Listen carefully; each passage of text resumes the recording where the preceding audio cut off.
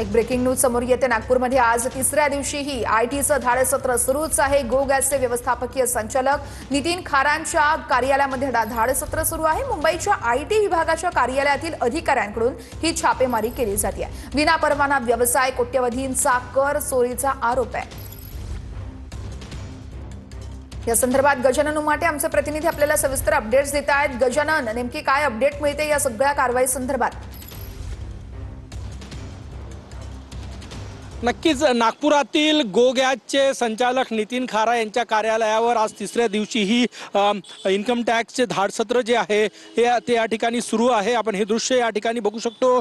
Income टॅक्सच्या मुंबईतील टीमकडनं हे सर्च ऑपरेशन जे आहे ते सुरू आहे आणि गेल्या 5 ते 6 महिन्यातली विदर्भातली सगळ्यात मोठं आयटीचं हे सर्च ऑपरेशन जे आहे ते या ठिकाणी आपण बघू शकतो।